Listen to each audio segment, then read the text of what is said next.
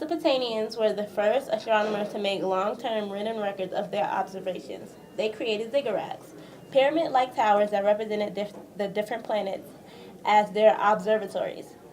They used the placement of the stars and planets to keep track of yearly cycle, which was extremely important to the agriculture of their community. The Egyptians used the stars to make calendars to mark the events, such as the Nile flood. They built structures such as the pyramids to respect the alignment of the stars, to help with direction, and to align with specific events, such as the summer solstice. The reasoning for the stone hinges is a mystery, but the most common theory is that it was used as a big clock to determine the time as well as the time of year.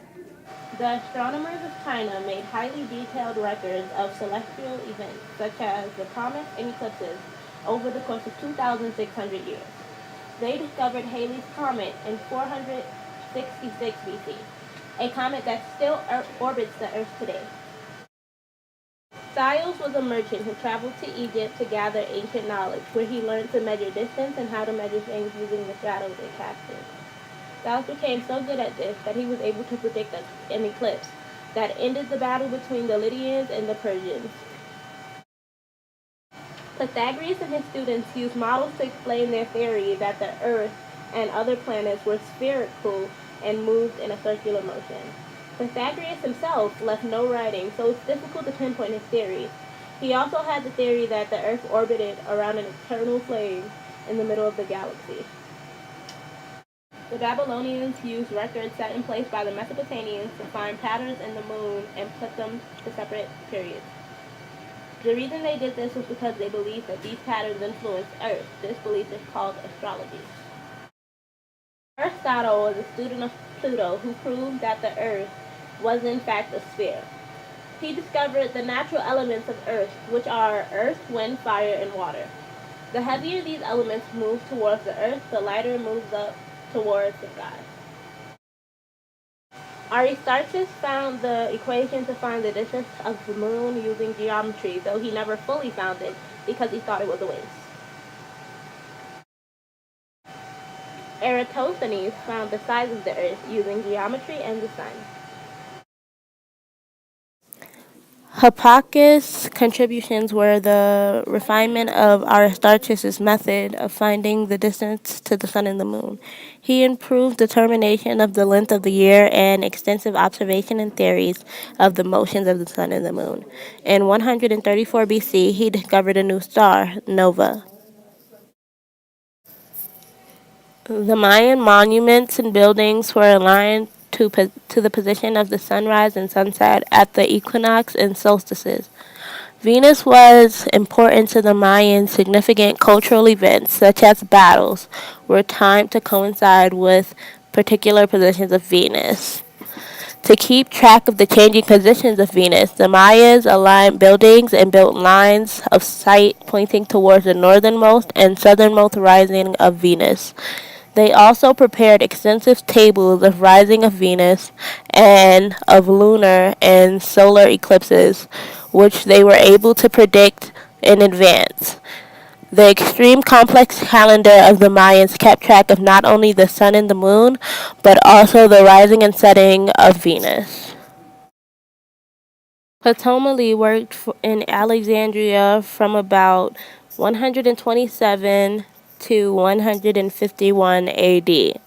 His accomplishments were the completion of the system that could accurately account for the motions of the planets by using a combination of regular circular motions. After this one, you can just... The Islamic astronomers improved many observing techniques. They also improved the way in which planetary positions were calculated. The main contribution the Islamic astronomers made to the development of astronomy was the preservation of astronomy of the ancient Greek. They translated the works of ancient astronomers, including Ptolemy, from Greek to Arabic. They were the first to build observatories that were organized, equipped like their modern counterparts.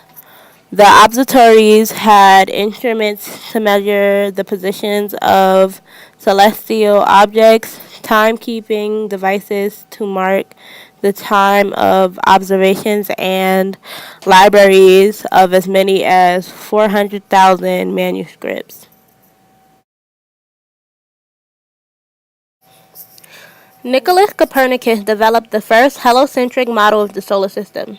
He studied at the University of Krakow, where he learned the details of the Ptolemaic system. After returning from Italy, Copernicus wrote an outline of a sun-centered theory of the solar system. His theory would have never been if it wasn't for a German astronomer, George Hipparchus, reading it. Tycho Brahe wrote a book describing an extremely bright star, Nova, when he was 26 years old. Brahe's accurate observations led him to reject the heliocentric model of the solar system.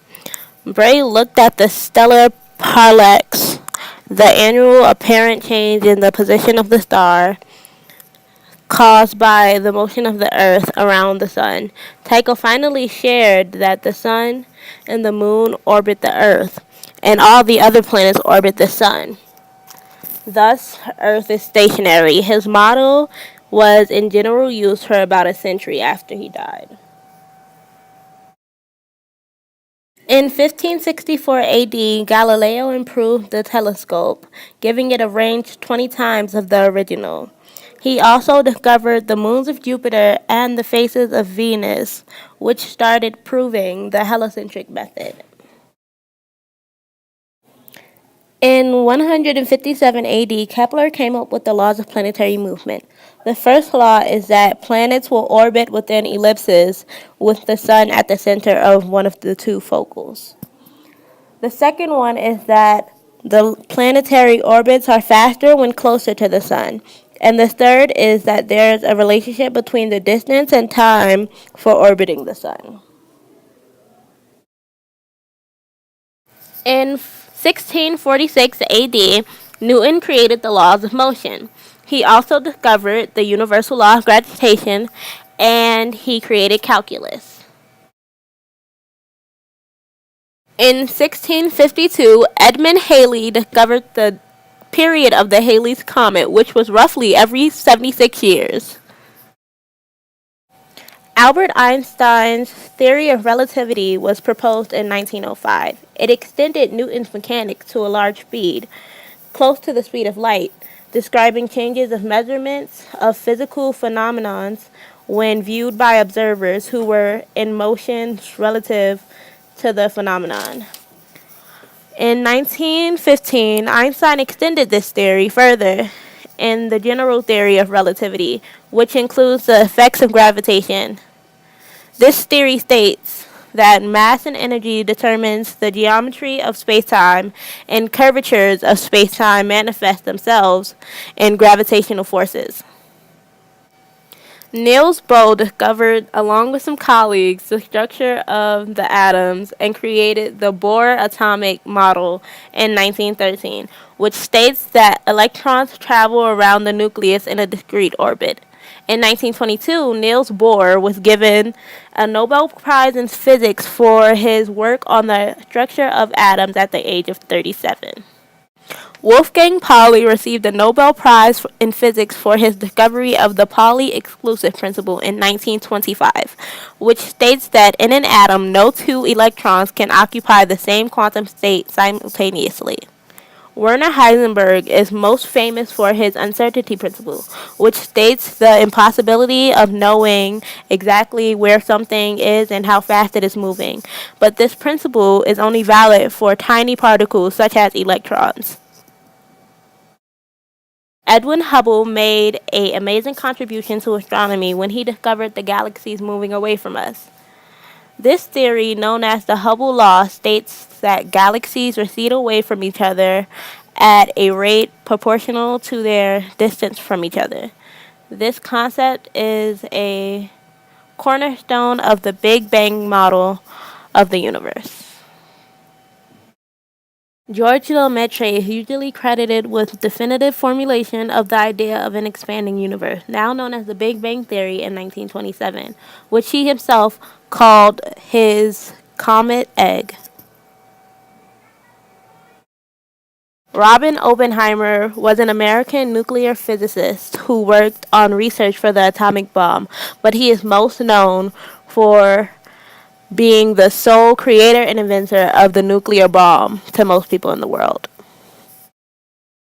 Fred Hoyle was a believer in the steady-state model of the universe and thus did not believe in the Big Bang Theory. He was, however, the one who coined the term Big Bang, and he did believe that early life forms were transported by comets.